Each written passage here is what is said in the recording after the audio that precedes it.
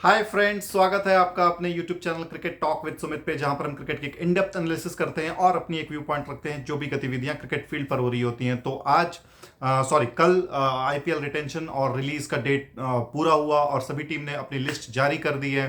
कुछ सरप्राइजेज हैं, कुछ बहुत बड़े बड़े सरप्राइजेज हैं और कुछ टीमों ने बहुत लो रखा है और अपना पर्स को बढ़ाया है ताकि वो मजीद आने वाले समय में कुछ जो मिनी ऑक्शन होगा उस पर वो हेवी परचेजिंग कर सके।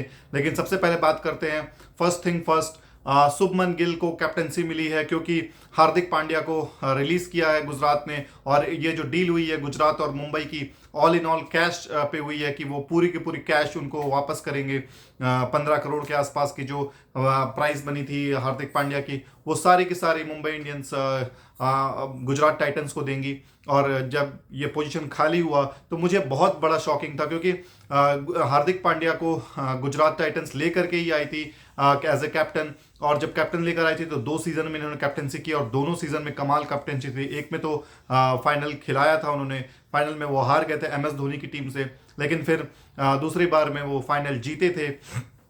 तो कहीं ना कहीं एक कमी या कहीं ना कहीं एक मिसकम्युनिकेशन जरूर हुआ है क्योंकि हार्दिक पांड्या को रिलीज करना बनता नहीं था। तो specially Hardik Pandya Indian team के फ्यूचर कैप्टन भी थे T20 आईज के, तो क्यों किसी को छोड़ा गया, क्या है, क्या ये अंदरूनी क्या सेटिंग हुई है, क्या डील हुई है, ये कहना बहुत ही मुश्किल है। क्योंकि हार्दिक पांड्या हार्दिक पांड्या पैसे के लिए अगर वो जा रहे हैं तो वो पैसे उनको गुजरात टाइटंस में भी मिल सकते थे, लेकिन अंदरूनी सेटिंग क्या हुई है ये मुझे अभी तक पता नहीं चल पाया है। क्योंकि Hardik Pandya already as a captain वहां खेल रहे थे, अब वो मुंबई में आए हैं तो क्या मुंबई में वो कैप्टनसी करेंगे या रोहित शर्मा कैप्टनसी करेंगे। जब तक रोहित शर्मा मुंबई इंडियंस के साथ हैं, और रोहित शर्मा हमेशा एज ए कैप्टन ही मुझे लगता है कि अंबानी फैमिली उनको खिलाएगी। लेकिन you never knows what's the future lies. अगर रोहित शर्मा 4 5 6 मैचों में अच्छे नहीं कैप्टनसी करते हैं तो हो सकता है कि रोहित शर्मा को कैप्टनसी के तौर पे बिठाया जा सके और हार्दिक पांड्या को वहां पे अपॉर्चुनिटी मिल सकती है। लेकिन मुझे नहीं लगता कि रोहित शर्मा अंडर हार्दिक पांड्या के कैप्टनसी में खेलेंगे। तो अभी क्या है क्या नहीं है कहना बहुत मुश्किल है कि आगे आने वाले समय में क्या होगा। और स्पेशली मुंबई ने अपने कुछ की प्लेयर्स को भी रिलीज किया है, जस्ट लाइक जोफ्रा आर्चर को उन्होंने रिलीज किया, बहुत सारे कुछ छोटे छोटे प्लेयर्स भी उनको भी रिलीज किया है उन्होंने। तो इसके बारे में हम आने वाले मतलब आगे के वीडियो में हम जरूर इसके बारे में चर्चा करेंगे, एक एक टीम के बारे में डिस्कस करेंगे किस टीम में क्या है।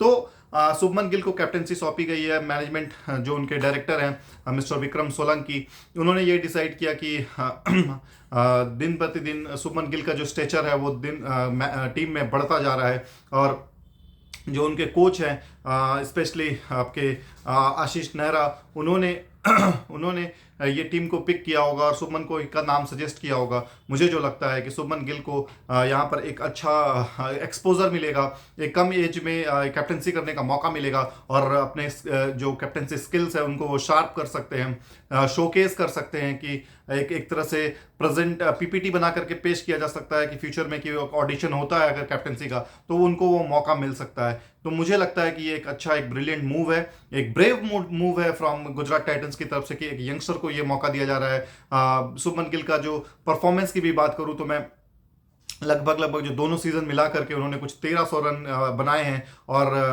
पिछले सीजन में 890 रन तो अकेले एक सीजन में उन्होंने बनाए थे जहां पर उनकी टीम फाइनल में हार गई थी। लेकिन फिर भी शुभमन गिल ने अपना बहुत ही जबरदस्त टैलेंट पेश किया था और वहीं से शुभमन गिल का जो नाम आया है वो जो बड़े स्टेजेस पे और टीम इंडिया का के लिए खेलने के लिए स्टेजेस में वो वहीं से आया है कि आईपीएल में इन्होंने जो परफॉर्मेंस धमाकेदार की तो वहां से उनका नाम उठना चालू हुआ।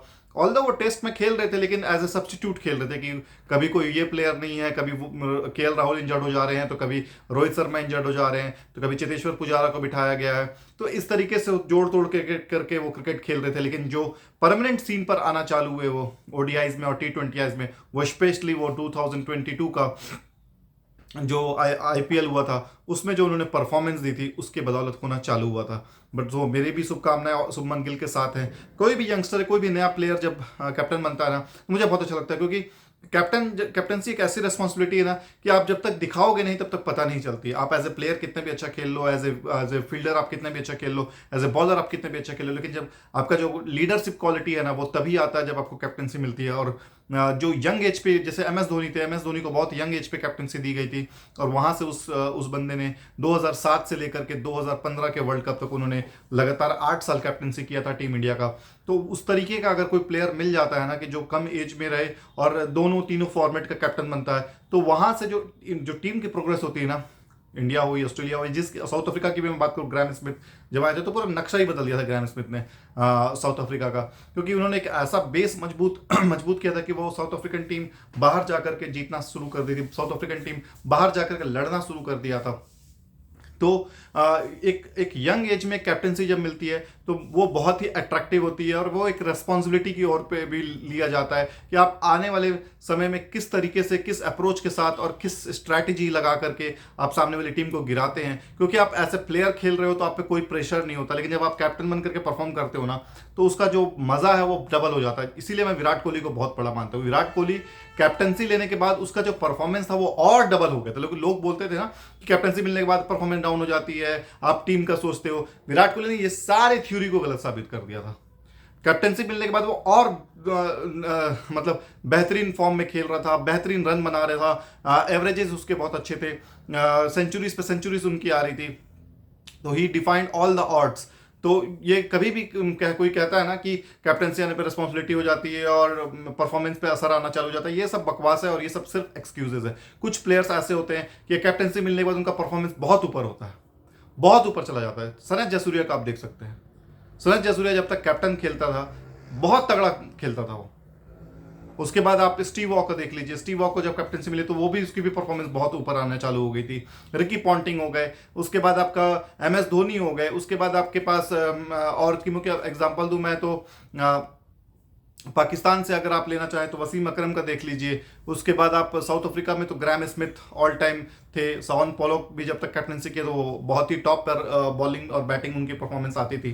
तो सभी टीमों का ऐसा था कि जो कैप्टन बनता है ना उसके बाद उसका परफॉर्मेंस ऑटोमेटिकली इन्हांस हो जाता है, क्योंकि उसको एक एग्जाम्पल सेट करना होता है सभी टीमों की कि अगर उसका कैप्टन परफॉर्म कर रहा है तो बाकी टीम भी उसके डबल मेहनत करेगी। तो इंडियन टीम में जो आप ये देख रहे हैं ना कि फिटनेस के ऊपर जो वर्क किया जा रहा है, फिटनेस के ऊपर जो ध्यान दिया जा रहा है, वो विराट कोहली वो कल्चर लेकर आया था। वरना आप धोनी तक के कैप्टनसी में आप देख लीजिए कि उस फिटनेस लेवल का उतना वो नहीं था प्रकोप। मतलब अनफिट प्लेयर्स भी खेल रहे थे, जस्ट लाइक युवराज सिंह हो गए, जस्ट लाइक सुरेश रैना हो गए। ये मतलब जो शरीर है उनका बहुत बल्कि है हुआ करता था। रैना का स्टिफनेस थी बॉडी में, स्विफ्ट थी उनकी बॉडी, रन करते थे, दौड़ते थे तेज। लेकिन जो फिटनेस लेवल की बात करें ना कि हाँ आप पहला रन दौड़ रहे हैं और आप 70वां रन दौड़ रहे हैं अपने इनिंग का, वो दोनों एक बराबर जैसे दौड़ रहे हैं। तो ये जो फिटनेस का जो आया है ना, ये विराट कोहली लेकर आया था टीम में, क्योंकि वो मेहनत करता था उस तरीके से। तो सबसे पहले तो मुबारक हो शुभमन गिल। उसके बाद बात करते हैं कैमरून ग्रीन का ट्रेड हुआ है all in cash. Cameron Green अब आरसीबी की ओर से खेलेंगे। आरसीबी की ओर से ऑस्ट्रेलिया के वो दूसरे प्लेयर होंगे जो मैक्सवेल के साथ वहाँ पर होंगे, क्योंकि जॉस हेजलवुड को रिलीज कर दिया गया है। तो कैमरून ग्रीन एक अच्छा बाई है, क्योंकि जब हार्दिक पांड्या मुंबई में वापस आ रहे हैं तो दो ऑलराउंडर को खिलाना कोई मतलब नहीं बनता है, और दोनों ऑलराउंडर एक जैसे हैं बैटिंग वाइज भी बॉलिंग वाइज भी।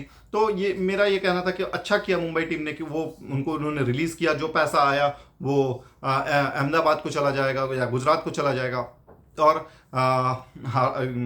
इनका कैमरून ग्रीन का भी एक वहाँ पर एक अच्छा प्रोस्पेक्ट बनेगा।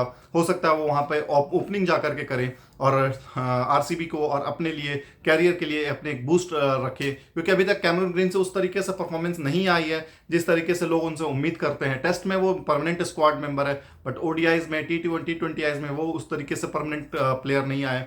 तो यहाँ पर आरसीबी अगर उनको ओपनिंग के जगह पे चांस देती है, एक तरफ फैफ डु प्लेसी और एक तरफ कैमरून ग्रीन, तो माहौल ही कुछ और होगा। और आरसीबी में वो बॉलिंग भी कर सकेंगे, 2 या 3 ओवर जरूर निकालेंगे, क्योंकि मैक्सवेल भी है वहाँ पर, जो कि बॉलिंग बैटिंग दोनों कर सकते हैं। कैमरून ग्रीन के आने के बाद बॉलिंग बैटिंग दोनों होगा, तो एक तरीके से एक अच्छा प्रोस्पेक्ट मिला है आरसीबी को भी। मुझे लगता है कि आरसीबी के लिए ये कोई ख़राब डील नहीं है और उनके लिए भी एक अच्छा डील होगा, क्योंकि वो उस तरीके का बैट्समैन और उस तरीके का एक ऑलराउंडर ढूंढ रहे थे कि जो उनको, क्योंकि वो डेविड विली को लेकर के, डेविड विली कभी भी उस तरीके का प्लेयर नहीं बन पाएगा। इंग्लैंड के लिए वो ठीक है, लेकिन आप आरसीबी में डेविड विली को ला रहे हो तो वो दूसरी टीमें उसको खा जाएंगी, क्योंकि यहाँ पे स्पिनर चलते हैं। जब डेविड विली जब भी बैटिंग करने आएगा स्पिनर लगा देगा सामने वाली टीम, वो मार लो जितना मारना है।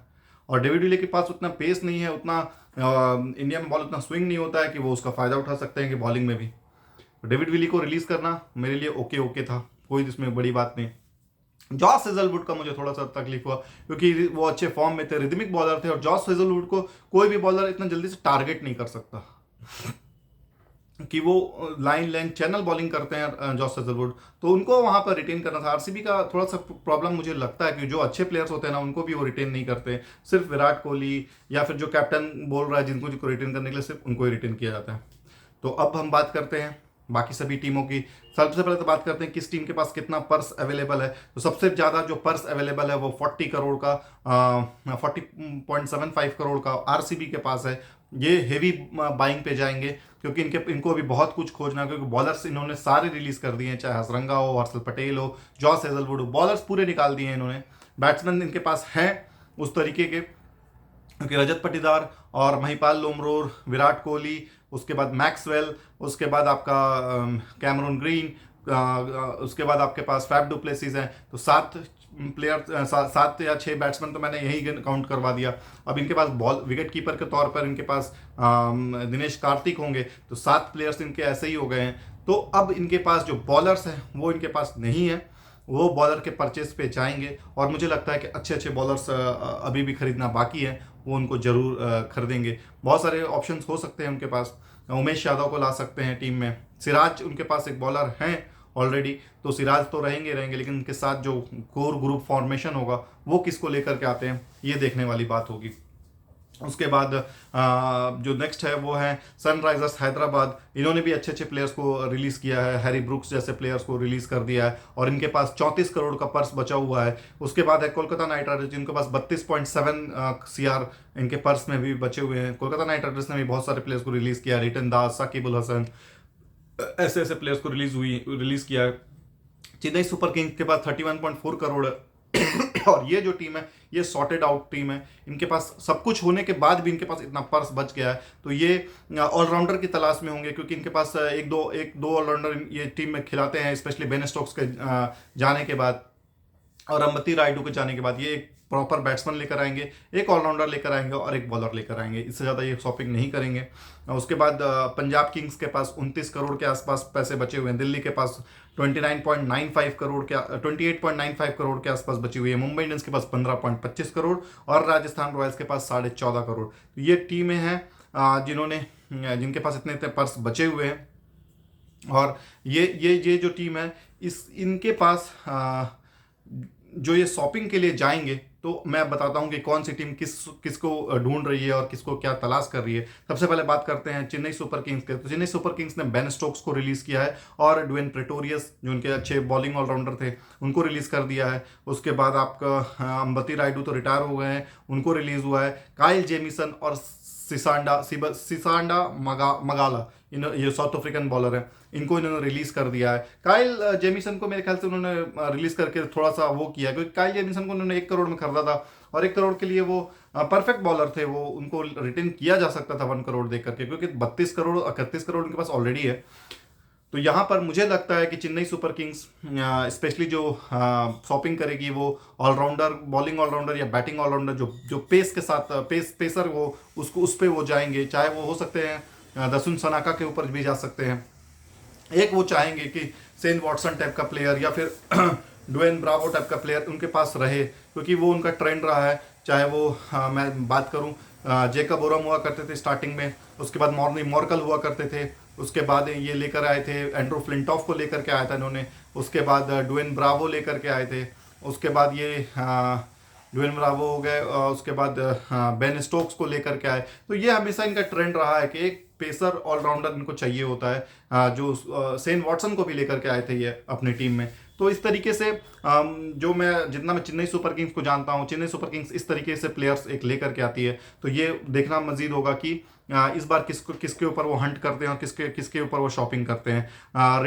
रिटेन प्लेयर्स की मैं बात नहीं करूंगा यहाँ पे, मैं सिर्फ रिलीज प्लेयर की बात करूंगा, क्योंकि रिटेन ऑलरेडी पता है कि ये प्लेयर्स रिटेन हुए हैं। रॉयल चैलेंजर्स बैंगलोर की बात करूं तो इनका जो था वो सरप्राइजिंग था मेरे को। हसरंगा को इन्होंने ड्रॉप किया है, जॉस हेजलवुड को किया है, हर्षल पटेल को किया है इन्होंने ड्रॉप, फिन एलन को किया है, माइकल ब्रेसवेल को किया है, डेविड विली को किया है, वेन पार्नेल जो कि अच्छा परफॉर्मेंस लास्ट टाइम किया था उनको भी इन्होंने ड्रॉप किया है, सोनू यादव, अविनाश सिंह, सिद्धार्थ कौल और केदार जाधव, इन सभी को इन्होंने रिलीज किया है। स्पेशली जो ट्रिपल एच इनका कॉम्बिनेशन था उसको रिलीज करके मुझे लगा कि थोड़ा सा गड़बड़ किया है इन्होंने। अब इनको एक अच्छे स्पिनर की तलाश होगी, एक अच्छे पेसर की तलाश होगी, क्योंकि स्पिनर इनके पास करण शर्मा के नाम के एक प्लेयर हैं जो इनके साथ खेल सकते हैं। बट करण शर्मा का उतना अच्छा परफॉर्मेंस लास्ट टाइम से कुछ रहा नहीं है कि उन पर ट्रस्ट कर सके। तो एक अच्छे स्पिनर को यहाँ पर वो शॉपिंग के लिए जाएंगे। अब वो देखते हैं कौन होते हैं। तो एक स्पिनर, एक पेसर के अगेंस्ट, पेसर के लिए भी जाना चाहेंगे आरसीबी। तो 2-3 पेसर और 2-3 स्पिनर को इन्होंने इस बार शॉपिंग करेंगे 40 करोड़ में। 1-2 ऑलराउंडर्स हो गए या फिर 1-2 हिटर के तौर पर रचिन रविंद्र हो गए, इस तरीके के प्लेयर के साथ भी वो जा सकते हैं कि उनको एक चाहिए होगा कि नीचे ऊपर से आकर के, क्योंकि ओपनिंग का स्लॉट जो है पता नहीं कैमरून ग्रीन को देते हैं या नहीं देते हैं, लेकिन रचिन रविंद्र होंगे तो वो काफ़ी अच्छा कॉम्बिनेशन होगा आरसीबी के लिए। बट आरसीबी अगर रचिन रविंद्र के लिए जाते हैं तो फिर उनको जो उनका स्पिनर है वो थोड़ा सा कमज़ोर होगा। एक अच्छा स्पिनर इनको चाहिए होगा, चाहे वो इंडियन स्पिनर हो या फिर एक बाहर का स्पिनर हो। देखना है कि किसको वो जाते हैं, किसको नहीं जाते हैं। मुंबई इंडियंस की बात करें तो मुंबई इंडियंस ने जोफ्रा आर्चर को रिलीज़ किया है, ट्रिस्टन स्टब्स को रिलीज़ किया है, ड्वेन जॉनसन को रिलीज़ किया है, झाई रिचर्डसन, रिली मर्डिथ, क्रिस जॉर्डन, संदीप वॉरियर और मैं नाम लूँ तो रमनदीप सिंह का और ऋतिक शौकीन को इन लोगों ने रिलीज़ किया है, जो कि पिछले मैचेस में लगातार खेलते हुए आ रहे थे। तो जोफ्रा आर्चर इंजर्ड थे, इंजरी के बाद आएंगे, किस तरीके से रहेंगे, क्या रहेंगे, तो वो रिस्क नहीं लेना चाहते थे। और मुंबई इंडियंस अपने पर्स को कि 8-8.5 करोड़ वो लास्ट 2 साल से वो देते चले आ रहे थे। जोफ्रा आर्चर का कोई नामो निशान नहीं कि वो कब खेलेंगे कब नहीं। हो सकता है मेरी बात हुई होगी, मुझे लगता है कि बात हुई होगी डेफिनेटली जोफ्रा आर्चर के साथ कि वो कैसा फील कर रहे हैं, टीम में आना चाह रहे हैं कि नहीं आना चाह रहे, क्या है क्या नहीं है। तो ये सारा कुछ देखते, क्योंकि जोफ्रा आर्चर 2024 का T20 वर्ल्ड कप जरूर खेलना चाहेंगे। 2019 के वर्ल्ड कप के बाद से ज़्यादा कुछ करते हुए दिखे नहीं है। एक एसएस में जब ऑस्ट्रेलिया इंग्लैंड टूर की थी तो वहाँ पर उन्होंने थोड़ा सा अपना परफॉर्मेंस दिखाया था, लेकिन उसके बाद कोई भी परफॉर्मेंस जोफ्रा आर्चर की नहीं रही है उतना कि वो उसको व्याख्या किया जाए या उसके बारे में बताया जा सके ज़्यादा से ज़्यादा। तो ये सारे प्लेयर्स थे। उसके बाद लखनऊ सुपर जायंट्स ने जयदेव उनादकट को रिलीज़ किया है, डैनियल सम्स को किया है, मानन वोरा को किया है और करुण नायर को भी कर दिया है रिलीज़ उन्होंने। उसके बाद आपकी मैं बात करूं तो Pradeep Sangwan, Odean Smith, Alzarri Joseph, इन सभी को उन्होंने रिलीज़ कर दिया है। सॉरी फ्रेंड्स, लाइट कट गई है। तो मैं आज अपना जो ये एपिसोड है यहीं पे समाप्त करता हूँ। मिलता हूँ कल एक नए एपिसोड पे। तब तक अपना बहुत ज़्यादा ख्याल रखिए। जय हिंद, वंदे मातरम, जय भारत।